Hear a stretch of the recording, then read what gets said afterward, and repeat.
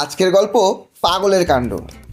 একদিন এক বিমানে করে মানসিক অসুস্থ পাগলদের উন্নত চিকিৎসার জন্য এক দেশ থেকে অন্য দেশে নিয়ে যাওয়া হচ্ছিল।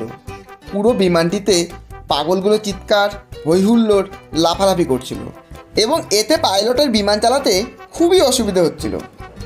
এরপর হঠাৎ করে একটি পাগল কিভাবে যেন পাইলটের কেবিনে ঢুকে পড়ল। পাগলটি কেবিনে ঢুকেই পাইলটকে বলল, ভাই, তুমি কিভাবে বিমান চালাও? আমাকে একটু শিখিয়ে দাও। আমি কালকেই একটা বিমান কিনে নিজে চালিয়ে আমার গার্লফ্রেন্ডকে নিয়ে লং ড্রাইভে যাব। পাইলট কি বলবে কোনো উপায় না পেয়ে, আচ্ছা ঠিক আছে, কিন্তু একটা শর্ত আছে। পাগল, কি শর্ত?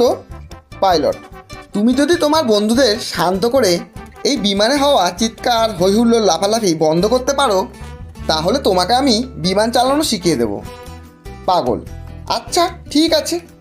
এরপর 10 মিনিট পর বিমান একদম শান্ত।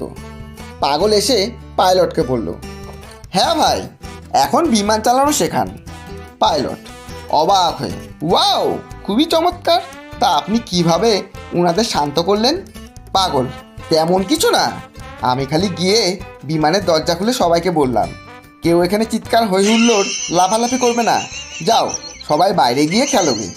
পাগলের কথা শুনে এরপর পাইলট তো অজ্ঞান। ধন্যবাদ। গল্পটি যদি ভালো লাগে একটা লাইক অবশ্যই দেবেন এবং বন্ধু ও প্রিয়জনদের শেয়ার করে চ্যানেলটি সাবস্ক্রাইব করে পাশে থাকবেন।